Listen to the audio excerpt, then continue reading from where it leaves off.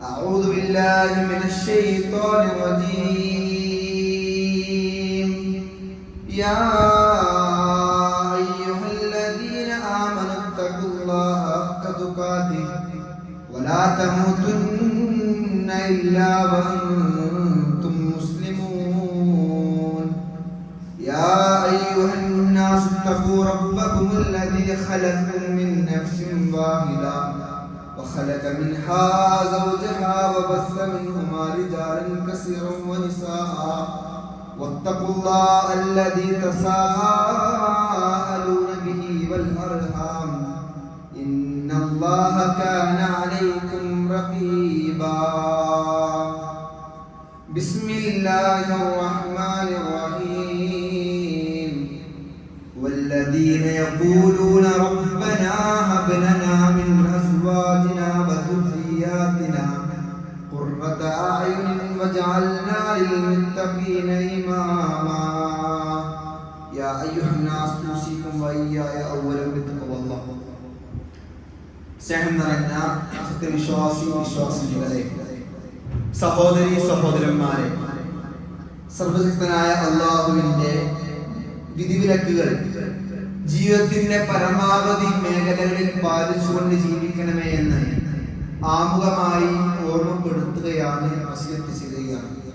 അത്തരത്തിൽ അല്ലാഹുവിനെ സൂക്ഷിച്ച് ജീവിക്കുന്നവരിലും നാളെ മരണപ്പെടുന്ന സമയത്ത് ലാ ഇലാഹ ഇല്ലല്ലാഹ് എന്ന കലിമത്ത് തൗഹീദ് ഉച്ചരിച്ച് മരിച്ചു ജീവിക്കുന്നവരിലും സർവശക്തനായ അല്ലാഹു നമ്മെ ഏവരെയും ഉൾപ്പെടുത്തി അനുഗ്രഹിക്കുമാറാകട്ടെ. സഹോദരന്മാരെ, ഇസ്ലാമിൽ ഓരോ സമയത്തിനും ഓരോ പ്രത്യേകത കൽപ്പിക്കുന്നുണ്ട്. അതിലധികവും ചരിത്ര പ്രാധാന്യമുള്ളതാണ്.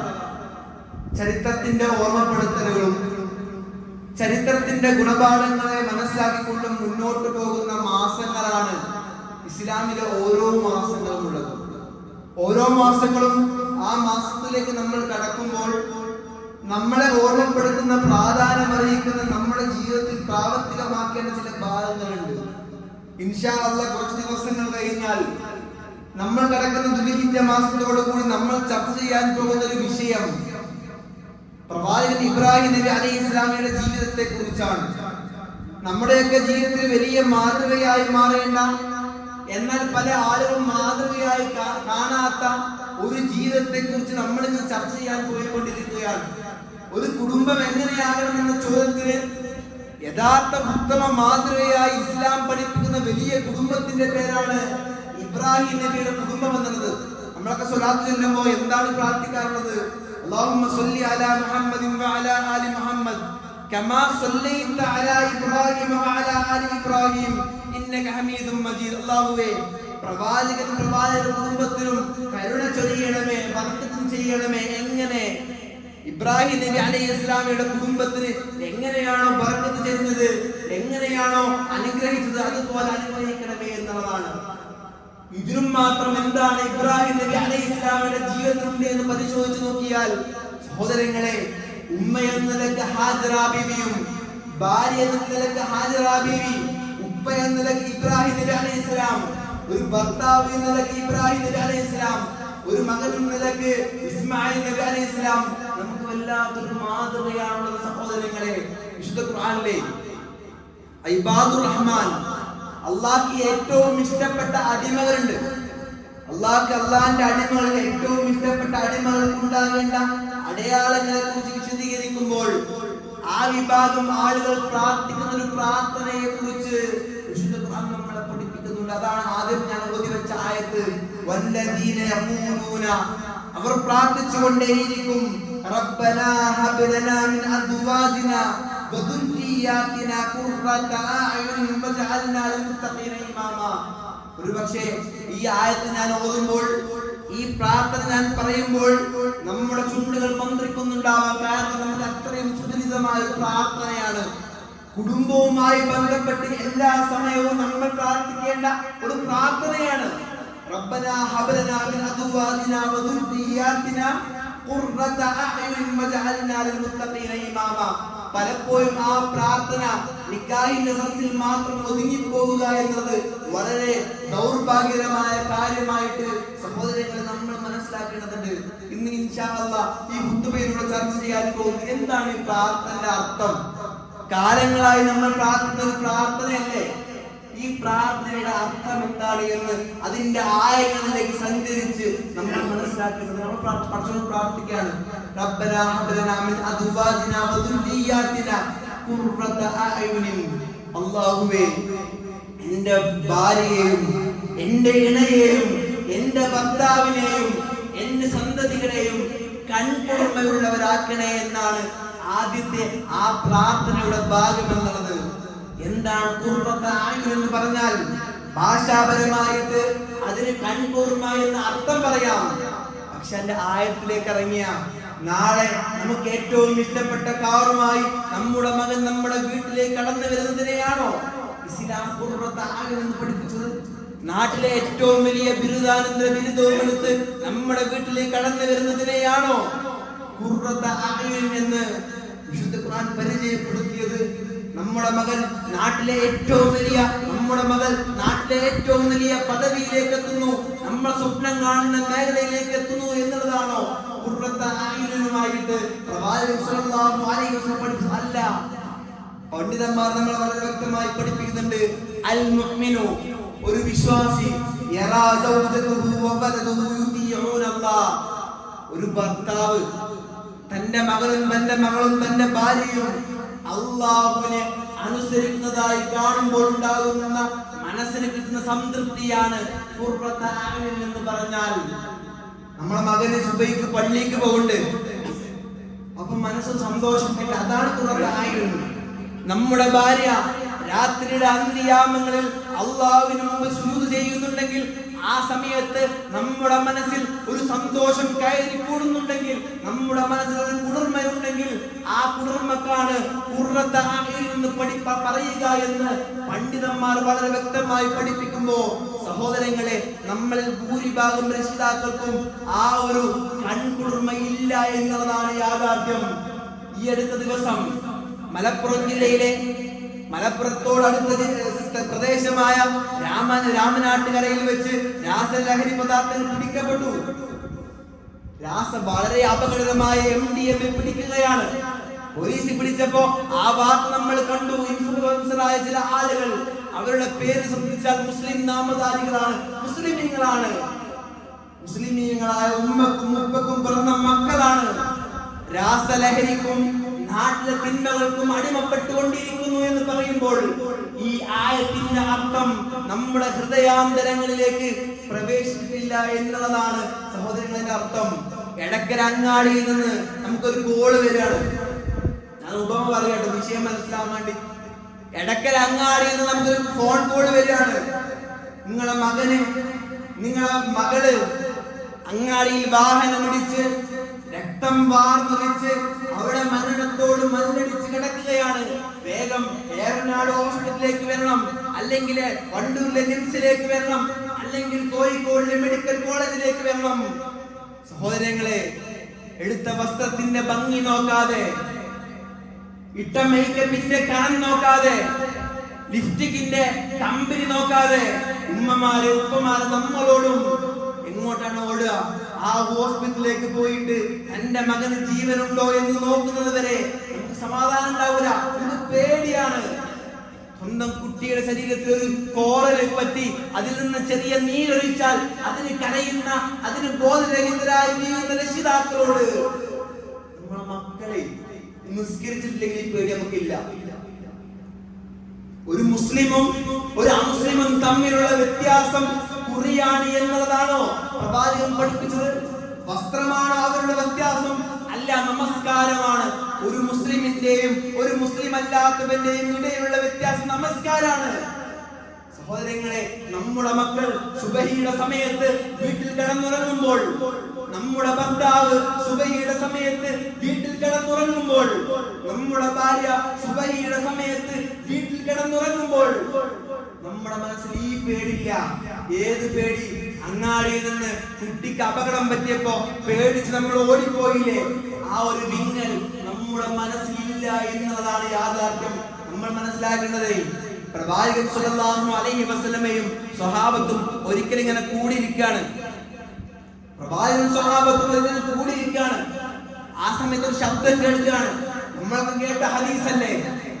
അപ്പൊ പ്രവാചകൻ സ്വഹാബത്തിനോട് ചോദിച്ചു, ആ ശബ്ദം എന്തെന്നറിയുമോ? സ്വഹാബത്ത് പറഞ്ഞു, പ്രവാചകൻ ഞങ്ങൾക്കറിയില്ല. പ്രവാചകൻ വിശദീകരിച്ചു തന്നാലും പ്രവാചകൻ വിശദീകരിച്ചു കൊടുക്കുകയാണ്. 70 വർഷം മുന്നേ നരകത്തിലേക്ക് ഇട്ട ഒരു കല്ലിന്റെ ശബ്ദമാണ് സഹോദരങ്ങളെ നമ്മൾ മനസ്സിലാക്കുന്നത്. ഈ മിമ്പർന്ന് ഒരു കല്ലടിയിലേക്ക് ഇടാൻ എത്ര സമയം വേണം? സെക്കൻഡ് പോലും വേണ്ട അല്ലേ? നമ്മുടെ നാട്ടിലെ ഏറ്റവും ഉയരമുള്ള കെട്ടിടമായ ബുർജ് ഖലീഫയുടെ ഉയരങ്ങളിൽ നിന്നൊരു കല്ല് അടിയിലേക്ക് ഇട്ടാൽ എത്ര സമയം കൊണ്ടാണ് ആ കല്ല് നിലത്തേക്ക് എത്തുക എന്ന് നമ്മൾ ചിന്തിച്ചു നോക്കി. ആ സ്ഥാനത്താണ് വർഷങ്ങളോളം, 10ഉം 20ഉമല്ല, വർഷങ്ങളോളം ദൂരമുള്ള ഒരു കല്ല് അടിയിലേക്ക് എത്താനുള്ള ആഴമാണ് നരകത്തിന് എന്ന് പഠിക്കുമ്പോൾ, നമ്മൾ മനസ്സിലാക്കുമ്പോൾ, സുബഹിക്ക് എണീക്കാത്തൊരു കുട്ടി നമ്മുടെ വീട്ടിലുണ്ടെങ്കിൽ നമ്മുടെ കുട്ടി ആ നരകത്തിലേക്ക് കടക്കുന്നതിനെ കുറിച്ച് നമ്മൾ എന്തുകൊണ്ട് ചിന്തിക്കുന്നില്ല എന്ന് സഹോദരങ്ങളെ നമ്മൾ മനസ്സിലാക്കണം. നമ്മുടെ നാട്ടിലെ ഭൂരിഭാഗം ആൺകുട്ടികളെ നിർത്തിയിട്ട് അവരുടെ വസ്ത്രങ്ങൾ പരിശോധിച്ചാൽ കുറ്റം പറയല്ല, മക്കളെ അധിക്ഷേപിക്കുകയല്ല. ആ കുട്ടികളെ നിർത്തിയിട്ട് അവരുടെ പാന്റിന്റെ രൂപം നോക്കിയാൽ ഭൂരിഭാഗം ആൺകുട്ടികളുടെയും വസ്ത്രം നെരിയാണിക്കടിയിലാണ്,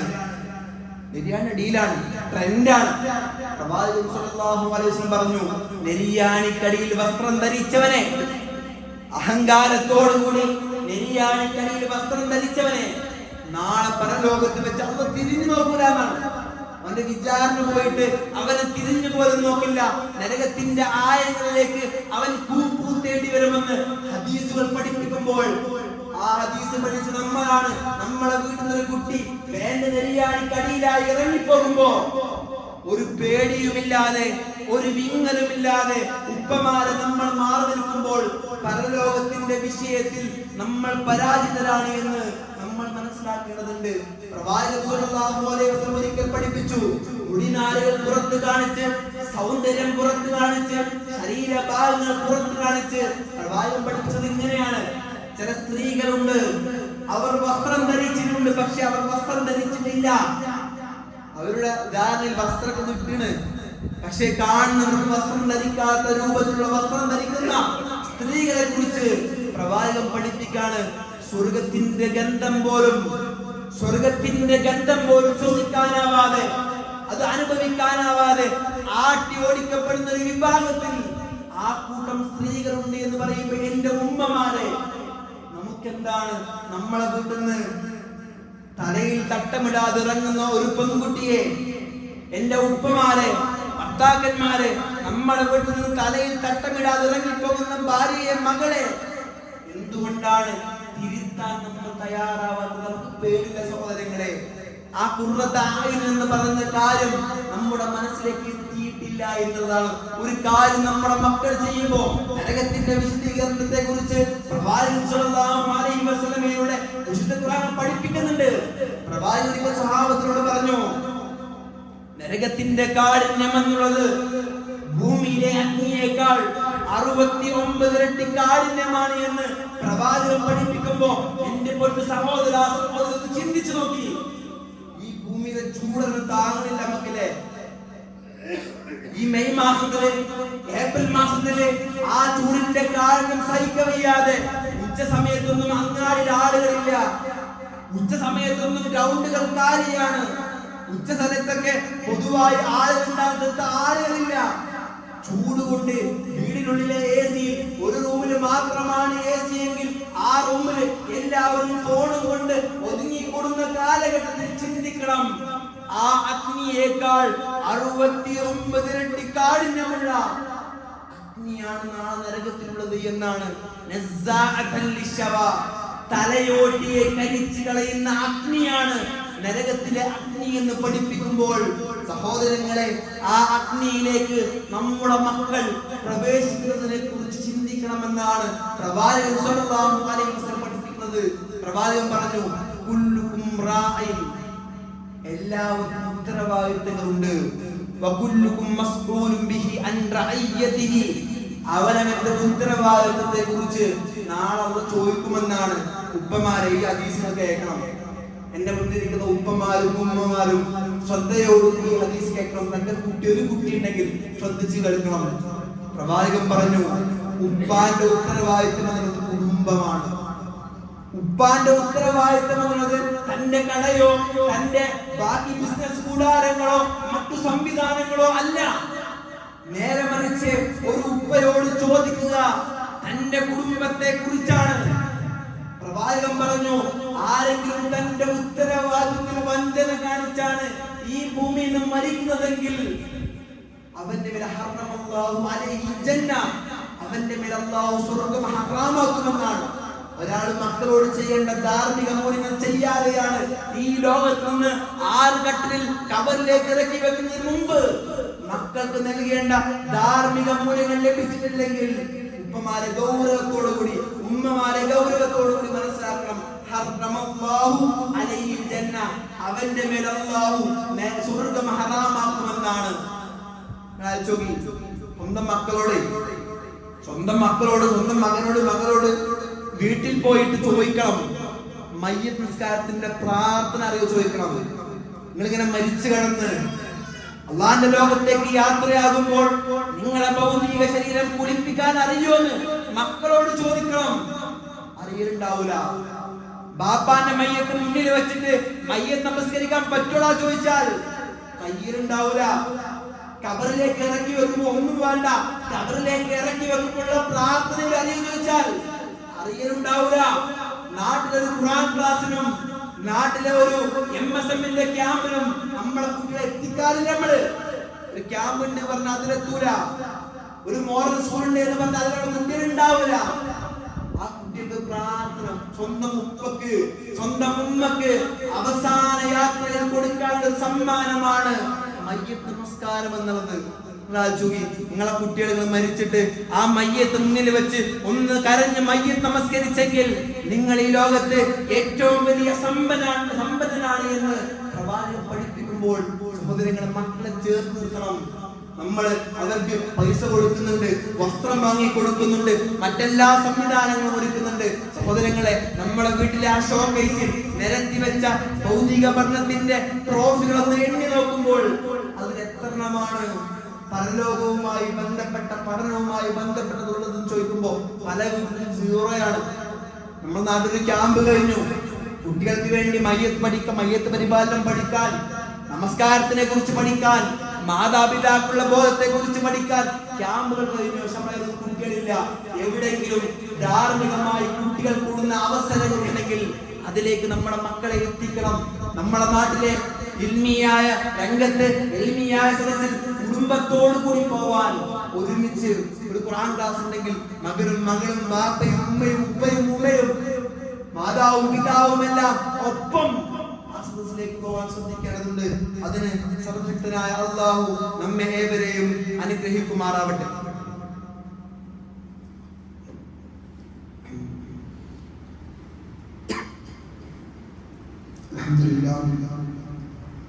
والصلاة والسلام على رسول الأمين وعلى آله وصحبه أجمعين أما بعد يا أيها الناس أوصيكم وإياي ثانيا بذكر الله.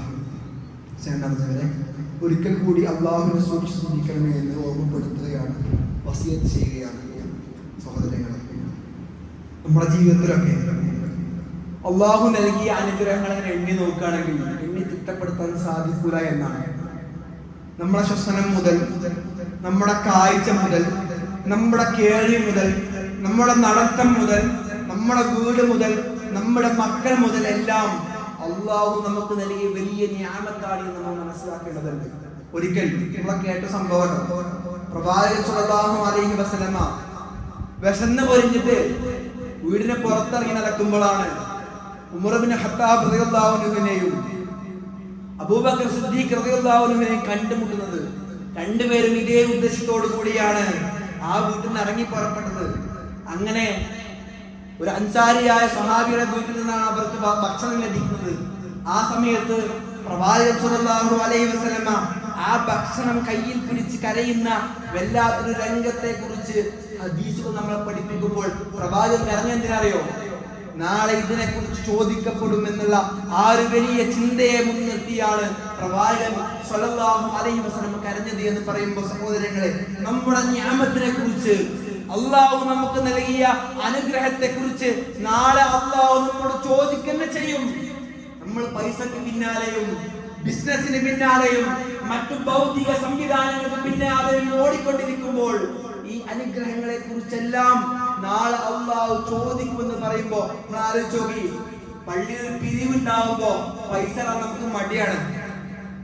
പള്ളിയിൽ ബക്കറ്റ് മുന്നിലൂടെ പോകുമ്പോ ഒരു 10 രൂപ ഇട്ടാ മതി, അതിലേക്ക് 5 രൂപ ഇട്ടാ മതി. പക്ഷെ നമ്മളെ കയ്യങ്ങട്ട് പൊന്തൂര. ഈശ്വര പൈസ ഇല്ലാതില്ല, കയ്യിലില്ലാതില്ല, നമ്മുടെ മനസ്സിന് മടിയാണ്. കൊടുത്ത പൈസ അങ്ങോട്ട് പോകൂലേ എന്ന് പ്രവാചകൻ സ്വല്ലല്ലാഹു അലൈഹി വസല്ലം പഠിപ്പിച്ചു. ഒരാൾ അല്ലാഹുവിന്റെ മാർഗത്തിൽ തന്റെ ധനം സമ്പാദിച്ചാൽ ഒരു നെല്ല്, ഒരു വിത്ത് വിതറുന്നത് പോലെയാണ്. അത് ധാന്യമണിയായി അതിങ്ങനെ മുളച്ച് അത് കതിരുകളായി മാറും. ഒരൊറ്റ നെൽമണിയാണ് നമ്മൾ വിതച്ചത്, പക്ഷേ അതിൽ നിന്ന് ആയിരക്കണക്കിന് നെല്ലുണ്ടാകുമെന്ന് പറയുമ്പോൾ അതിന്റെ കൂലി എത്രയാണ്? പ്രവാചകൻ പഠിപ്പിച്ചു. ഒരാൾ അല്ലാഹുവിന്റെ മാർഗത്തിൽ 1 രൂപ ചെലവഴിച്ചാൽ അവന്റെ സമ്പത്തിന് ഒരു കുറവും വരൂല, അത് ഇരട്ടിയായി അള്ളാഹു അവന്റെ സമ്പത്തിലേക്ക് കൊടുക്കുമെന്നാണ്. സഹോദരങ്ങളെ, ബലിപെരുന്നാൾ അടുക്കാണ്. ഇങ്ങനെ എണ്ണിയാ കിട്ടുന്ന ദിവസങ്ങളിലേക്ക് ബലിപെരുന്നാൾ അടുത്തുകൊണ്ടിരിക്കുമ്പോൾ അതുമായി ബന്ധപ്പെട്ട ഏറ്റവും വലിയൊരു ഇബാദത്താണ്, ഒരു ആരാധനാ കർമ്മമാണ് ഉലൂഹിയ്യത്ത് എന്നുള്ളത്. പ്രവാചകൻ സ്വല്ലല്ലാഹു അലൈഹി വസല്ലം പറഞ്ഞു, സാമ്പത്തികമായി കഴിയുന്ന മുഴുവൻ ആളുകളും ഉലൂഹിയ്യത്തിൽ ചേരണമെന്നാണ്. ഹസനായ ഒരു ഹദീസിലൂടെ നമുക്ക് കാണാൻ സാധിക്കും. പ്രവാചകൻ പറയുകയാണ്, ഉലൂഹിയ്യത്ത് കൊടുക്കാത്ത ആളുകൾ, കഴിവുണ്ടായിട്ടും ഉലൂഹിയ്യത്ത് കൊടുക്കാത്ത ആളുകൾ എന്റെ മുസല്ലയിലേക്ക് വരേണ്ടതില്ല എന്ന് ഗൗരവത്തോടു കൂടി പ്രവാചകൻ സ്വല്ലല്ലാഹു അലൈഹി വസല്ലം പറയുമ്പോൾ വർഷത്തിൽ ഒരു തവണ ആലോചിച്ചു, വർഷത്തിൽ ഒരു പ്രാവശ്യം ഉലൂഹിയ്യത്ത് കൊടുക്കേണ്ട ആവശ്യമുള്ളൂ. കമ്മിറ്റി ഭാരവാഹികൾ അറിയിച്ചത് 10,000 രൂപയാണ്. വർഷം ചെറിയൊരു പൈസ മാറ്റി വെച്ചാൽ, ഒരു മാസം 1000 രൂപ മാറ്റി വെച്ചാൽ വളരെ എളുപ്പത്തിൽ ഒരു വർഷം കൊണ്ട് നമുക്ക് 10,000 ഉണ്ടാക്കാൻ പറ്റും ഒരു ഷെയറിന്. പ്രവാചകൻ സ്വല്ലല്ലാഹു അലൈഹി വസല്ലം ഒരാൾക്ക് ഒരു കന്നിനെ മുഴുവൻ ഇറക്കാൻ പറ്റുമെങ്കിൽ ഷെയർ ലാസ്റ്റ് ഓപ്ഷനാ. 7 ഷെയർ കൂടെ ലാസ്റ്റ് ഓപ്ഷനാ. ഒരാൾക്ക് ഒരു കന്നിനെ മുഴുവൻ ഇറക്കാൻ കഴിയുമെങ്കിൽ മകന് ജോലിയുണ്ട്, മകൾക്ക് ജോലിയുണ്ട്, ഭാര്യക്ക് ജോലിയുണ്ട്, ഭർത്താവിന് ജോലിയുണ്ട്. എന്നാലും ഒരിറക്കുക ഒരു ഷെയർ മാത്രമാണ്. അള്ളാഹിന്റെ ഉത്തരം പറയേണ്ടി വരും. ഒരാൾക്ക് ഒരു കന്നിനെ കുടുംബം കൂടി അറുക്കാൻ പറ്റുമെങ്കിൽ ഒരു കന്നിനെ, 2 ആൾക്ക് കൂടിയാണെങ്കിൽ 2 ആൾക്ക്, ഇനി അതിന് കഴിയെങ്കിൽ 3 ആൾ കൂടാ, അങ്ങനെ 7 ആള് വരെ ഒരു കന്നിൽ കൂടാമെന്ന് പ്രവാചകൻ സ്വല്ലല്ലാഹു അലൈഹി വസല്ലം പഠിപ്പിക്കുമ്പോ നമ്മൾ കുടുംബമായി വീട്ടിലിരിക്കുക. ഇന്നോ നാളെയായിട്ട് വീട്ടിലൊരു വട്ടമേശം വിളിച്ചു കൂട്ടി മക്കളെയും ഭാര്യയെയും ബാക്കി കുടുംബാംഗങ്ങളെയും വിളിച്ചു ചേർത്ത് നമ്മുടെ കുടുംബത്തിന് അടുത്ത വർഷം ആലോചിച്ചാവല്ലേ, അടുത്ത വർഷം പെരുന്നാൾ നമ്മൾ ഉണ്ടാവും ഉറപ്പില്ല. അടുത്ത വർഷാക്കായി എന്ന് പറഞ്ഞ് നീട്ടി വെക്കണ്ട. അടുത്ത പെരുന്നാളിന് കഴിഞ്ഞ പെരുന്നാളുണ്ടായ എത്ര ആളുകൾ കുടുംബത്തിലുണ്ട്? കഴിഞ്ഞ പെരുന്നാളിന് ഈ സ്വപ്നുണ്ടായിരുന്ന നമ്മുടെ പള്ളിയിൽ നമ്മോട് തോളോട് തോൾ ചേർന്ന എത്ര ആളുകൾ പള്ളിയിലുണ്ട്? അള്ളാഹിന്റെ വിളിക്ക് ഉത്തരം ചെയ്തില്ലേ? ഈ ലോകത്തിന് യാത്രയായില്ലേ? അതിനു മുമ്പ് നമ്മുടെ അവസാനത്തെ പെരുന്നാളായിരിക്കാം ഒരു പക്ഷേ. നമ്മുടെ കുടുംബവുമായി കൂടിയിരുന്ന് പള്ളി കമ്മിറ്റിയുമായി ബന്ധപ്പെട്ട് നമ്മൾ കഴിയുന്ന ഒരു ഷെയർ, നമ്മുടെ സാമ്പത്തിക ആവശ്യത്തിന് കഴിയുന്ന ഒരു ഷെയർ നൽകിയിട്ട് സഹോദരങ്ങൾ സഹകരിക്കണം. അള്ളാഹു നമ്മുടെ എല്ലാ പ്രവർത്തനങ്ങളും ഒരു സ്വാലിഹായ ആമലായി സ്വീകരിക്കുമാറാകട്ടെ. നമ്മൾ നിന്ന് അറിഞ്ഞും അറിയാതെ വന്നുപോയ എല്ലാ തെറ്റുകുറ്റങ്ങളും അല്ലാഹു സുബ്ഹാനഹു വ തആല പുറത്തു മാപ്പാക്കി തരുമാറാകട്ടെ. നാളെ പരലോകത്ത് ഒരു കൂട്ടർ സ്വർഗത്തിലേക്കും മറ്റൊരു കൂട്ടർ നരകത്തിലേക്കും ആനയിക്കപ്പെടുമ്പോ സ്വർഗത്തിലേക്ക് പ്രവേശിക്കുന്ന യഥാർത്ഥ ഭാഗ്യവാന്മാരിൽ അല്ലാഹു നമ്മളെയും നമ്മുടെ മക്കളെയും ഉൾപ്പെടുത്തി അനുഗ്രഹിക്കുമാറാകട്ടെ. പൈശാചികപരമായിട്ടുള്ള എല്ലാവിധ ചിന്തകളിൽ നിന്നും പ്രവർത്തനങ്ങളിൽ നിന്നും നമ്മളെയും നമ്മുടെ കുടുംബത്തെയും മക്കളെയും അല്ലാഹു സംരക്ഷിക്കുമാറാകട്ടെ. اللهم اغفر للمؤمنين والمؤمنات والمسلمين والمسلمات الأحياء منهم والأموات إنك مجيب الدعوات يا قاضي الحاجات. اللهم أجرنا من النار، اللهم أجرنا من النار، اللهم أجرنا من النار. اللهم يا مقلب القلوب ثبت قلوبنا على دينك. اللهم يا مقلب القلوب ثبت قلوبنا على دينك. اللهم يا مقلب القلوب ثبت قلوبنا على دينك. ربنا آتنا في الدنيا حسنة وفي الآخرة حسنة وقنا عذاب النار. آمين آمين برحمتك يا أرحم الراحمين. والحمد لله رب العالمين.